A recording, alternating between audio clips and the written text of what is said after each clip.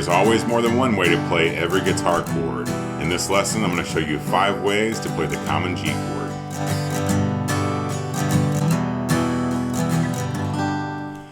Welcome back to Relax and Learn Guitar. I'm Kevin and this is Maggie May.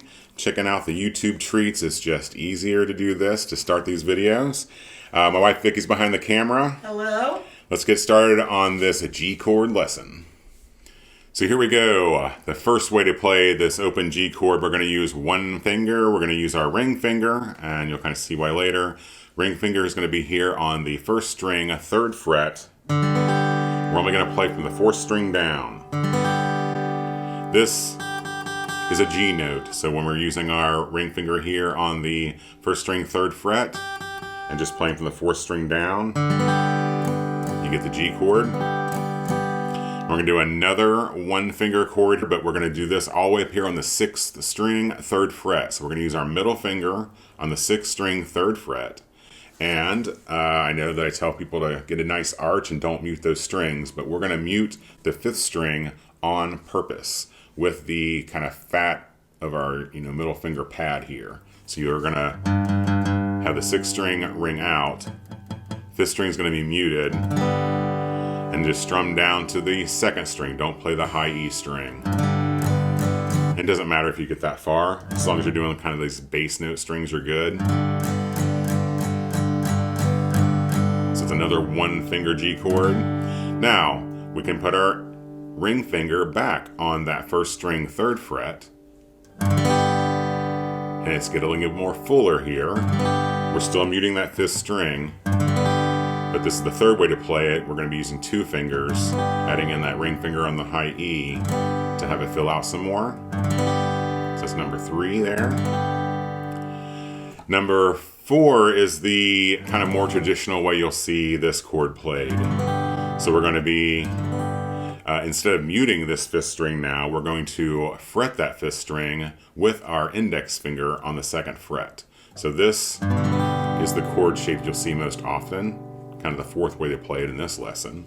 So you have middle finger 6th string 3rd fret, you've got your index finger 5th string 2nd fret, open, open, open, and then ring finger on the 1st string 3rd fret. Now you can also fret this with the fingers this way.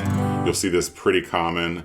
You're going to be using your middle finger here on the 5th string 2nd fret, your ring finger here on the 6th string 3rd fret, and your pinky on that high E string on the 3rd fret. And the reason you do that, as you get down the road a little bit, it's going to be easier to add in some C chords with that G, which is a very common chord to play, in the same progression.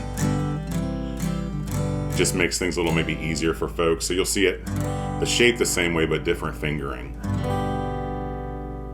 And then the 5th way is going to be 4 fingers in this chord. So we've gone from 1 finger a couple of times, 2 fingers, 3 fingers, and now the last one. We're going to be doing, I call it the 4-finger G chord. So this one you're going to use index finger, 5th string 2nd fret, middle finger, 6th string 3rd fret, ring finger, 2nd string 3rd fret, pinky finger, 1st string 3rd fret. Play all 6 strings. G is a 6-string root or bass.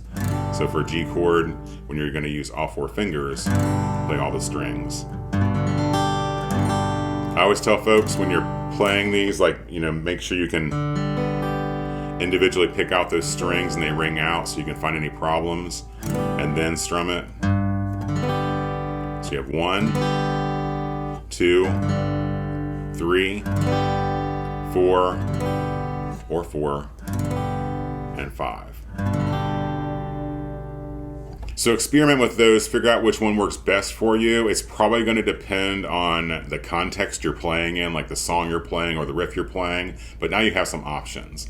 Remember that Vicky and Maggie and I very much appreciate your views and support here on YouTube, and to learn 7 more songs using just 4 chords, check out this video next. Until next time, remember, you're never too old to learn.